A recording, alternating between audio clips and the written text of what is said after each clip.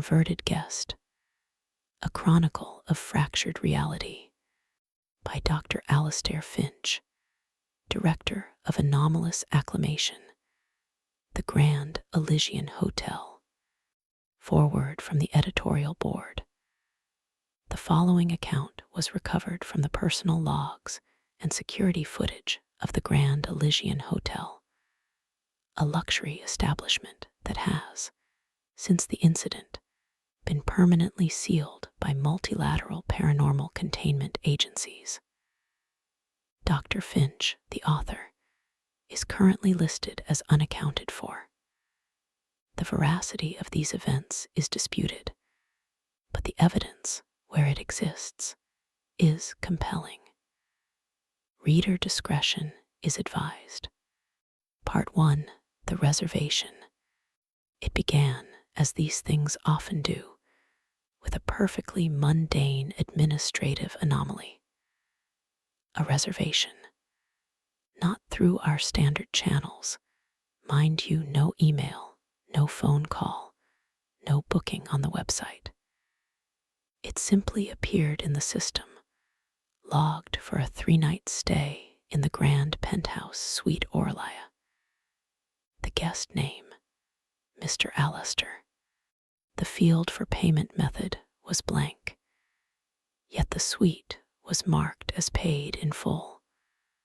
The funds sourced from an account that, upon later investigation, did not exist, and yet had never been flagged. My first instinct, as director of acclimation, was suspicion. The Grand Elysian is not a hotel for the general public. Our clientele is particular. We cater to entities, dignitaries, and individuals whose very existence would strain the credulity of the common man. A glitch was unlikely. An intrusion was probable. But the system's integrity was, and remains, impeccable. The reservation was, by all digital metrics, legitimate. I pulled the file. Mister Alastor. No title, no corporate affiliation. The notes field contained a single, cryptic line, input by an unknown system administrator. Requires inverted atmosphere. No gravity wells. Prefers a dynamic aesthetic. I dismissed it as the eccentricity of a new, wealthy entity. We've had guests who required atmospheres of pure argon, rooms heated to volcanic temperatures, suites flooded with salt water. Inverted atmosphere was vague, but not alarming.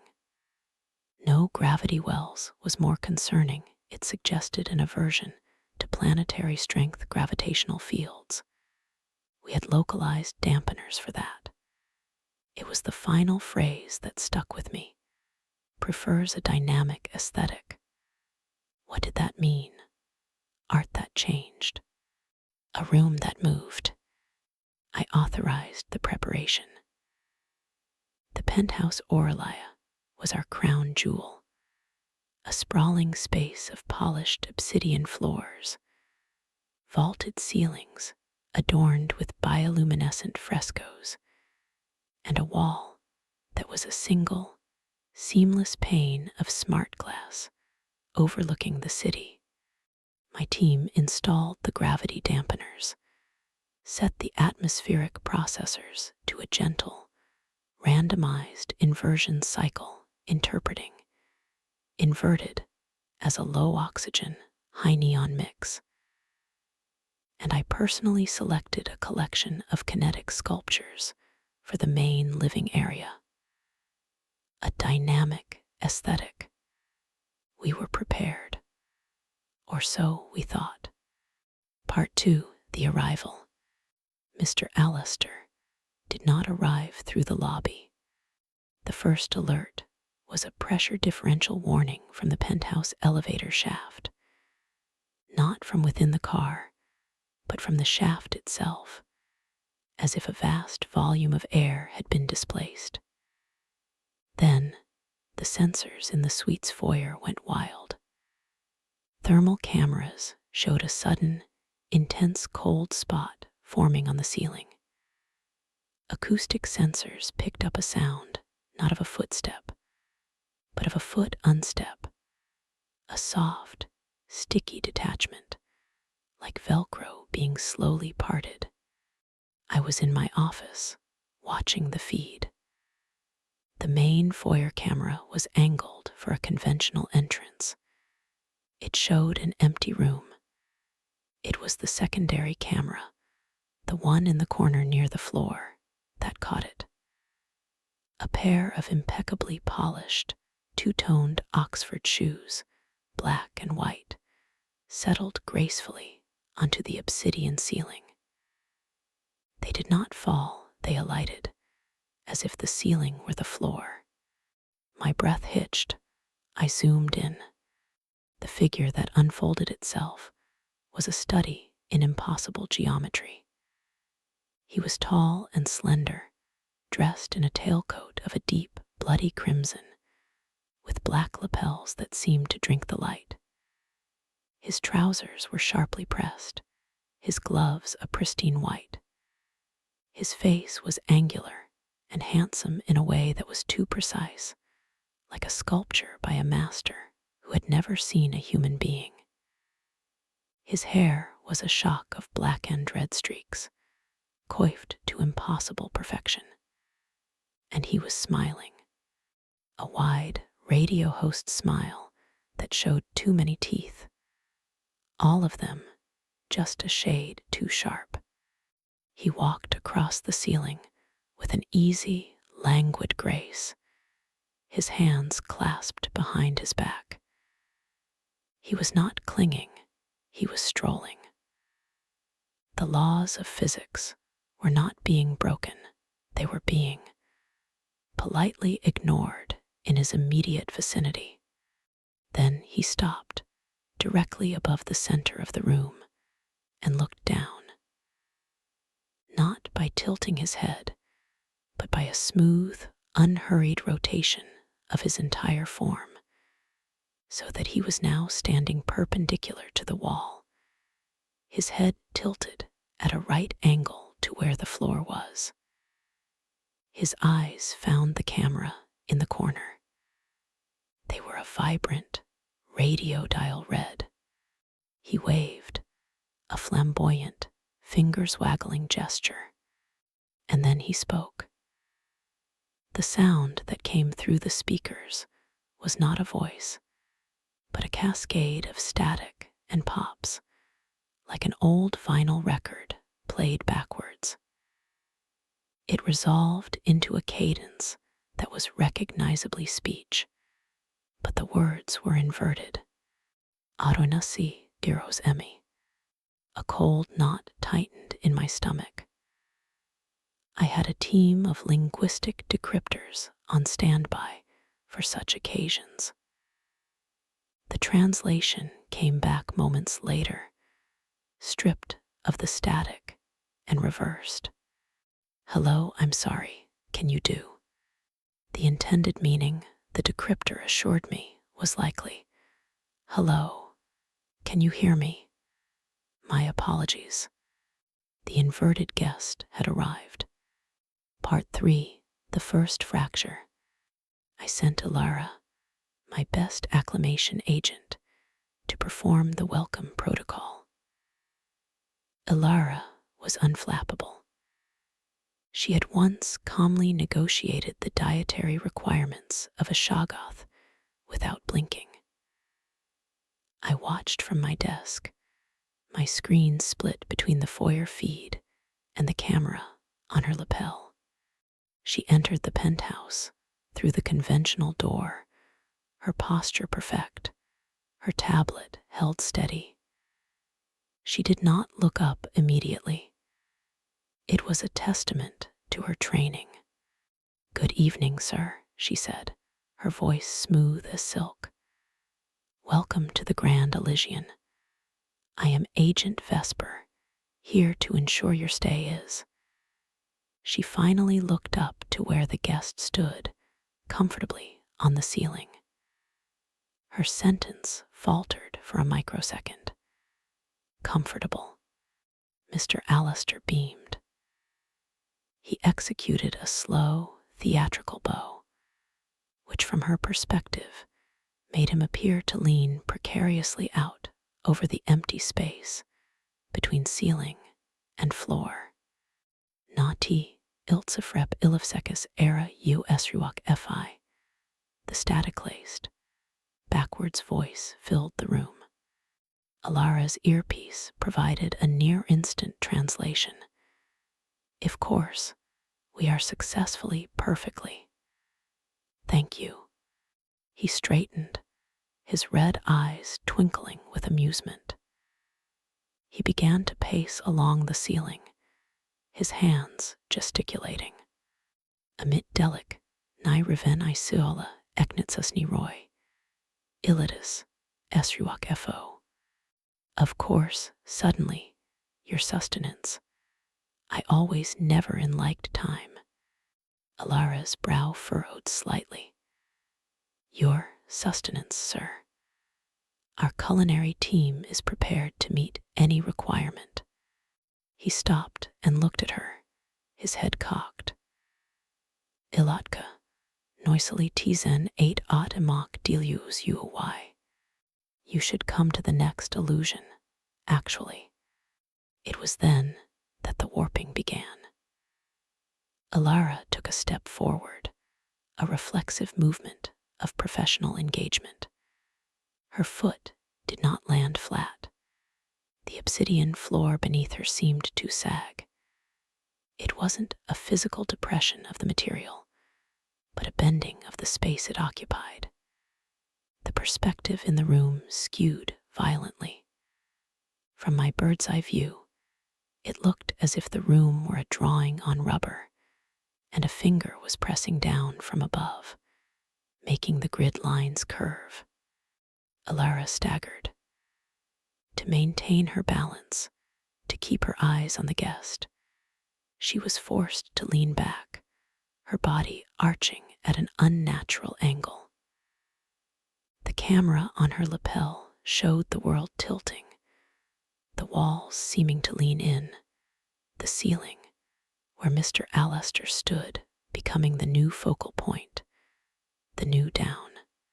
Sir, she said, her voice strained. The ambient gravity.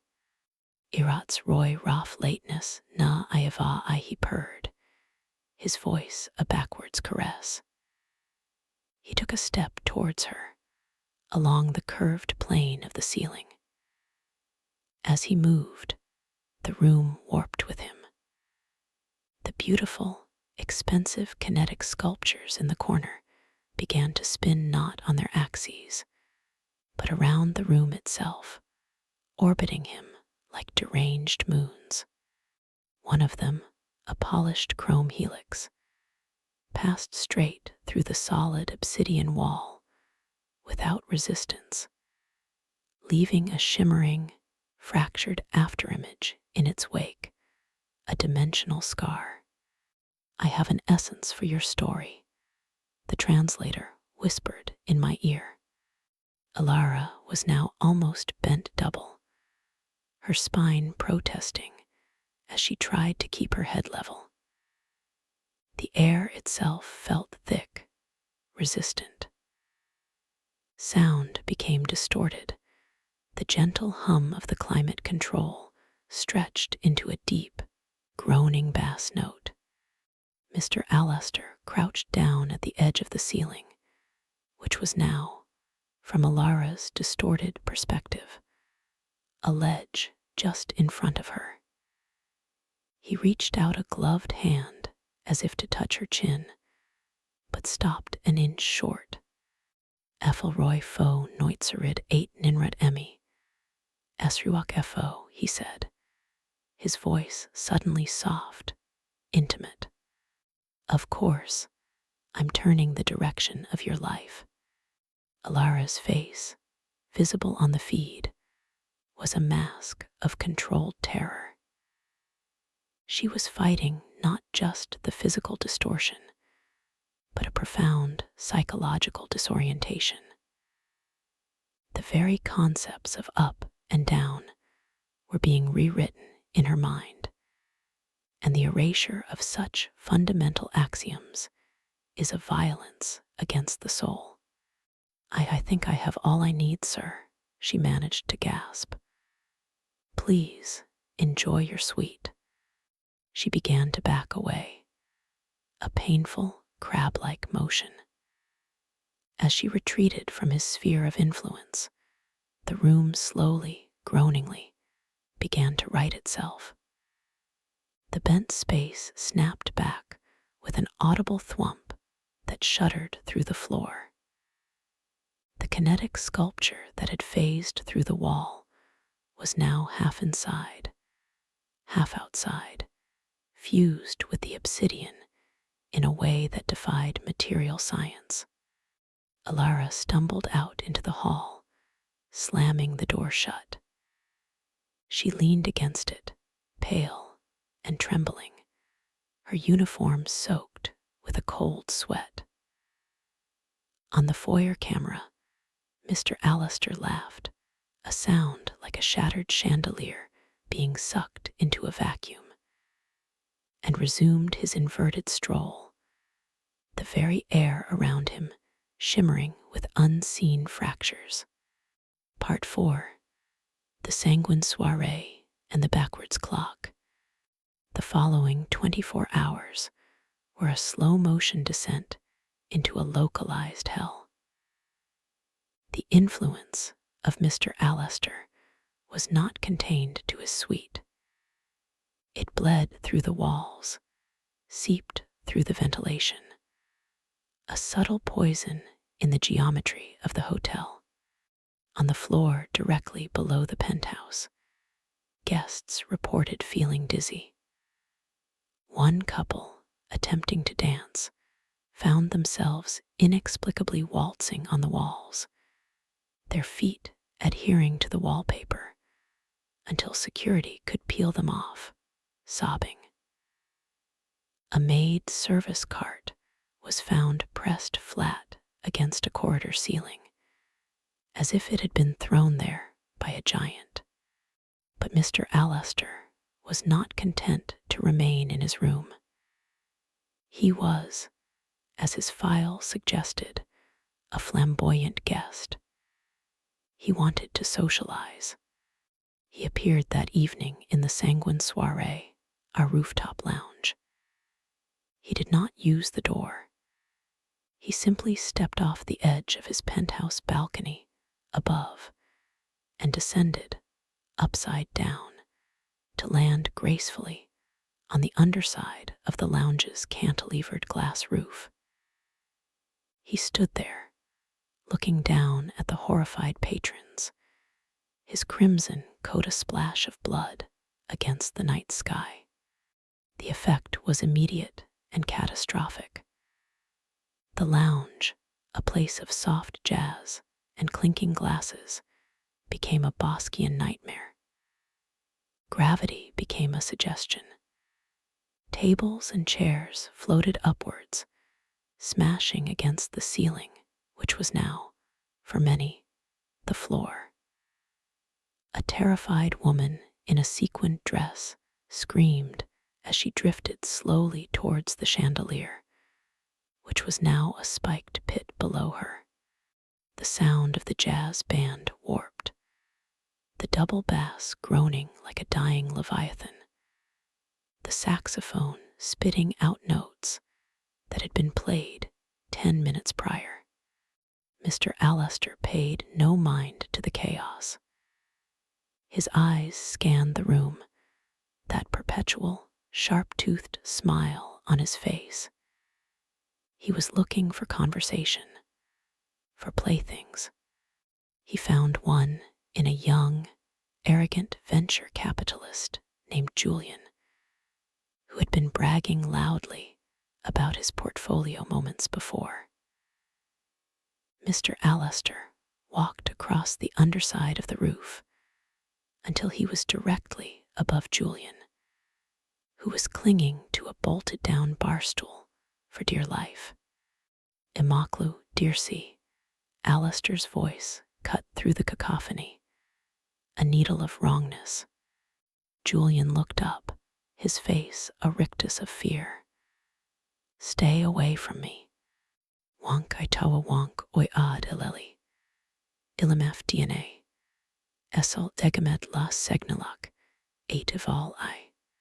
I love the challenges, all damage, loss, and family. I'll do you know what I know. He reached down, his white-gloved finger pointing at Julian. Julian's body began to twist. It was not a violent jerk, but a slow, inexorable reorientation. His feet left the floor, his head tilting back, his spine curving as the local gravity field around him inverted. He was being turned upside down to match Alastor's perspective. His screams became high-pitched and strangled as the blood rushed to his head. His expensive watch slipped from his wrist and fell upwards, shattering against the ceiling-turned floor. But the true horror was temporal. As Julian hung there, inverted, his perception of time began to reverse. He started speaking backwards, gurgling pleas that were prophecies of his own terror. He saw the shards of his watch reassemble and fly back onto his wrist before he felt it slip off. He experienced the end of his panic before its beginning. Mr. Alastor watched this with the delight of a connoisseur. Amit si deret on ilsuover ilgnani, lufatuib si esrever dirsi. Card reverse is beautiful, enchanting, pervious, no thread is time. He blew Julian a kiss, a gesture that in reverse looked like he was catching something, and then stepped off the roof, walking back up the side of the hotel to his penthouse, leaving the lounge in shambles, its space permanently scarred with floating zones of inverted gravity and temporal loops where a dropped napkin would fall up, then down, then up again in a 2-second eternity. Julian was eventually recovered. He could only speak in palindromes for a week and had to be fed intravenously because he would vomit food before he ate it. He was institutionalized shortly after. Part 5. The Heart of the Inversion. I knew I could no longer observe from a distance. The hotel was coming apart at its conceptual seams. I had to speak with him directly, to reason, to acclimatize. I entered the penthouse Orlia without an escort. The air was cold and thin, as if we were at a high altitude. The room was a monument to madness. The furniture was stacked in impossible, gravity-defying columns, reaching from floor to ceiling.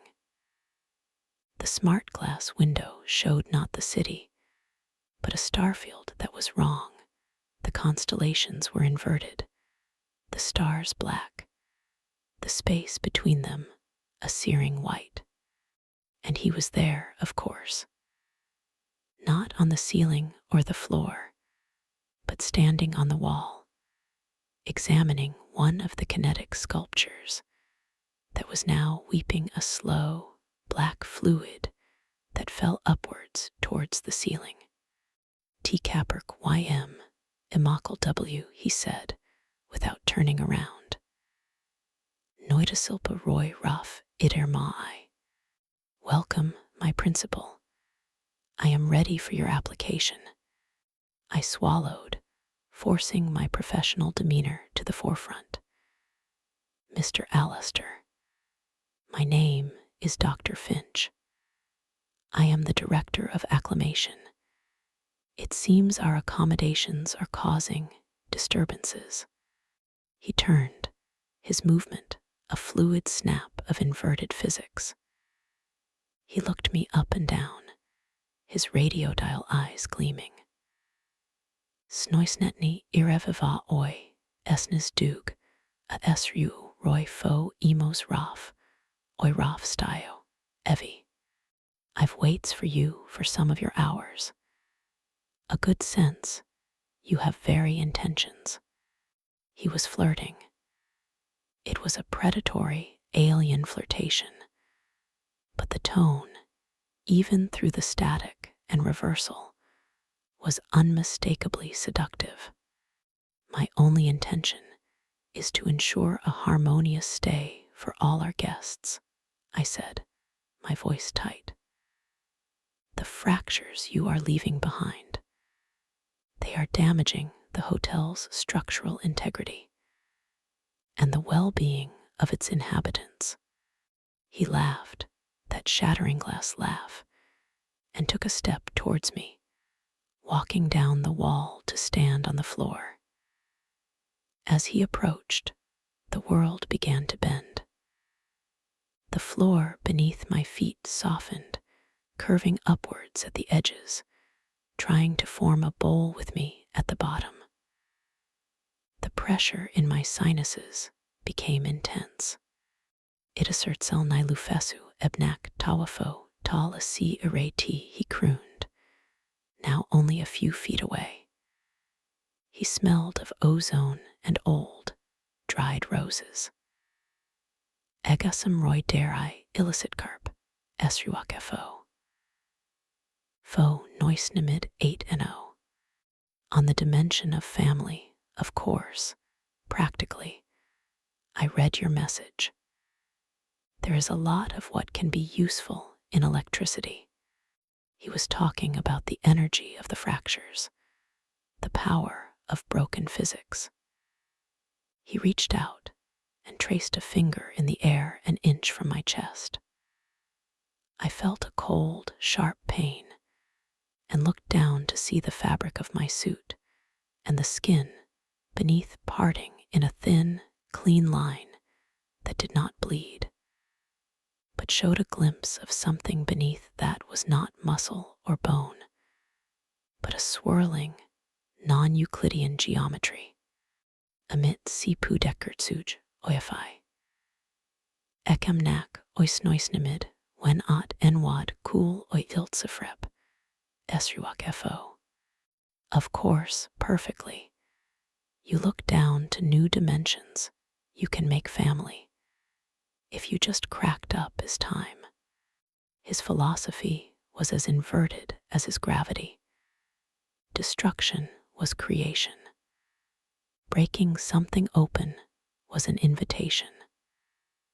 The dimensional fractures were not scars, they were doorways. He was offering me a place in his family, a chance to see reality from his upside down, inside out perspective.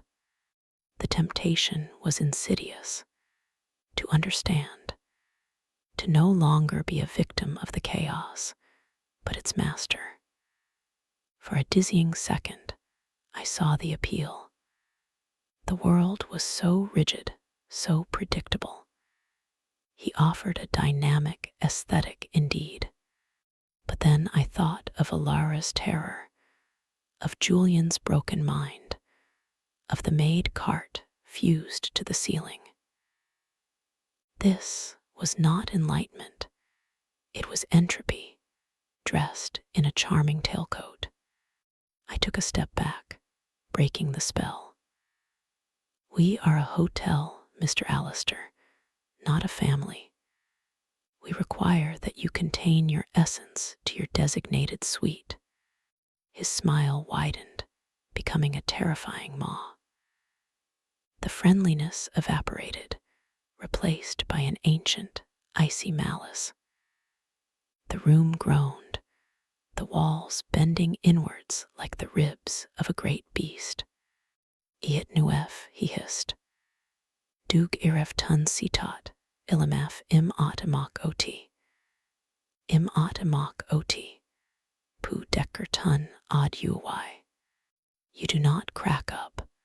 To come to my family. To come to my family is not very good. Fun try. He turned his back on me, a profound dismissal. As he walked away, the inversion struck me with full force. The floor fell away upwards. The ceiling rushed down to meet me. I was flung violently, my body tumbling through a space that had no consistent orientation. I crashed against a wall that was now the floor, then spun as it became the ceiling. I saw the city through the window, a vertical strip of light that was now above me. The last thing I saw before losing consciousness was Mister Alastor, standing serenely on what my mind insisted was a wall, pouring himself a drink from a decanter where the liquid flowed upwards into the glass. He was humming a tune I recognized a moment later. It was our hotel's welcome jingle, played backwards. Part 6, the uncheckout. I awoke in the medical bay, my body a symphony of bruises, my mind reeling. It had been 3 days. Mr. Alastor's reservation was complete. He was gone. The penthouse Orlia was a ruin. Not a ruin of destruction, but of recreation. It was a Klein bottle of a room, a space where the inside was outside and the outside was in. You could look through the doorway and see the back of your own head. The furniture existed in multiple places at once. The air was thick with the scent of ozone, and the silent, screaming fractures he had left behind, permanent tears in the canvas of reality that pulsed with a sickening, inverted light. We sealed the floor. The entire top level of the Grand Elysian is now a quarantine zone, a monument to the inverted guest.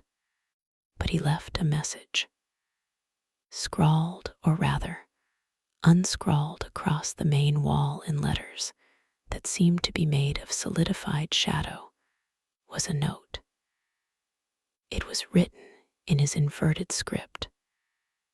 Decrypting it was a nightmare, as the letters themselves resisted perception, wanting to be read in the wrong order. It took us weeks to piece it together. My dearest principal, thank you for the lovely time. Your vibrations were simply delicious. I've left a few gifts for you, new perspectives, new opportunities. The family is always growing. Don't worry about the mess. It's just a different kind of clean. I'm sure we'll do this again. It's only a matter of time. And time, as you know, is what I'm turning. All my inverted affections. Alastor. Epilogue. The Grand Elysian is closed. Officially for renovations. Unofficially, it is a tomb for a broken physics. But sometimes, late at night, the security systems on the sealed floors activate. They detect motion, pressure differentials, a cold spot on a ceiling, and on the internal servers, in the logs that no one is supposed to see, new reservations sometimes appear. For Mister Alastor, for different rooms, different names. The field for payment is always blank, yet always marked paid in full. The note in the file is always the same, requires inverted atmosphere, no gravity wells, prefers a dynamic aesthetic. He is out there, a flamboyant, eerie guest, dressed in crimson and static, walking through the world on ceilings we cannot see, talking in a language of unmaking, seeing time flow backwards. And he is always looking for new family, new places to visit, new dimensions to fracture with his beautiful, terrible, inverted love. So if you ever feel a sudden, inexplicable dizziness, if the room seems to tilt for no reason, if you hear a sound like a record playing backwards in a distant room, don't look up. Or rather, reconsider what up really means. He might just be paying you a visit, and he always overstays his welcome.